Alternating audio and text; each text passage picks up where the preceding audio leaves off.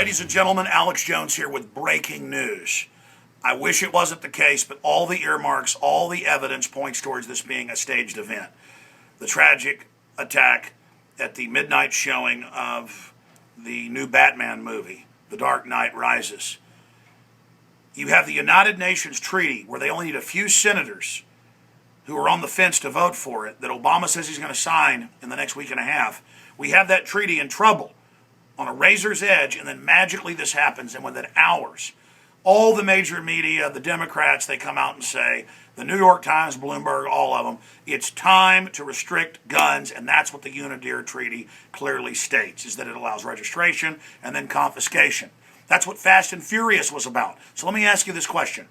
If they would stage Fast and Furious, if they would ship up to 20,000 guns and hand grenades to Mexico, and then the memos came out in CBS News to blame the Second Amendment, would they stage this? There have been many staged events where you get a patsy, drug them up. Usually it's somebody in a government or university program, like Theodore Kaczynski, who was in MK Ultra, the Unabomber. That's actually LA Times, Associated Press, but nobody seems to know it. And then you set them up later down the road. And that's exactly what's happening here. With the Loeffner case in Arizona and now this new one in Colorado, they followed the complete MO, and we're going to go over some of that. But the big telltale sign is not just the treaty coming up in a week and a half, or this being near the Globalist Command Center, the alternate U.S. capital. They're under Denver and then close by in Colorado Springs. The real telltale is that they were ready with the propaganda right on time for this and associated it with a big movie.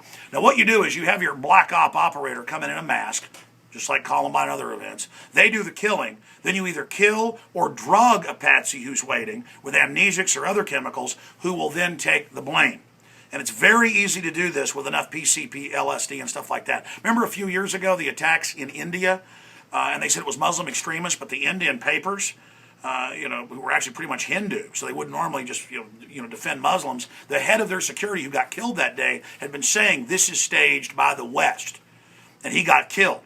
Look all this up. And then the Chicago Tribune came out where it said CIA asset from the U.S. was the head of the group that attacked, and those guys were all drugged up that landed and shot up the shopping mall. Remember that? So we've seen this over and over again. Hitler attacked his own military base at Gleiwitz on the edge of Poland in 1939 to blame Poland for it, dressed up people in Polish outfits from the local concentration camp that they shot up. This is done over and over again. There's been cases where they've had these massacres at schools over in Russia, and then the security services pull out, and then they kill the patsy and arrest one drugged guy. They have drugs, like in the case of Sirhan, where the LAPD said with the shooting of RFK that his gun didn't do it, he hadn't shot him, and that it was another caliber from somebody behind him. That's what the coroner said. They have drugs like scopolamine that they've known about for hundreds of years, known as the devil's breath. You've heard of this, where they blow it on you. If they blow it on you, it will make you for 24 hours. You have total control. You can drive a car, anything. You're not inebriated, except that you have no free will. If they say stick your hand in a blender, you do it. If they say hack your baby up with a hatchet, they do it. If they say, jump off a cliff, you do it. This is just some of the old type drugs directly from a plant, directly from a flower that they had. So that's what mind control is. A lot of this is declassified. And you look at how he supposedly got through a steel reinforced door where they're set into the wall where you can't get out because it closes into the wall. It only opens out. He supposedly kicked this down and they tried to hold it shut, but he got through. That's in the Associated Press. Folks, this is totally staged. This is totally staged. And even if he wasn't mind control himself directly by government, which I believe the evidence is overwhelming, and most people do as well. I mean, trust your gut on this and history. These programs do exist. This has all the earmarks, but it gets worse. And here's what's really bad about it all. The television itself and these messages and things are programming people, and it's been proven to lead to violence. That's why the copycats, they're stationing police all over the place at these movie theaters in New York and other areas because they think copycats may attack. That's the power of a movie, and that's the power of this guy doing it. They've just got to stage one real event, and it may start a bunch of copycats, and that brings us to this point. Now they talked about this years ago, but now they want TSA-style groping at malls, movie theaters, grocery stores, turning everything into a giant prison. This report's up at prisonplanet.com. Coming next, TSA at the movie theater, National Association of Theater Owners, reviewing security procedures. The London Telegraph got it right and said basically a death-obsessed culture, not guns, is to blame for Batman shootings. We wrote our own article along those lines. Again, people reported that other men were inside there that looked like police, so that's why they didn't tackle him, because it was the authority figure. He was dressed like the good guys that wear black uniforms and masks, basically dressed up like Bane. Notice Bane basically dresses like our cops, but he's supposedly the bad guy. This is all massive programming.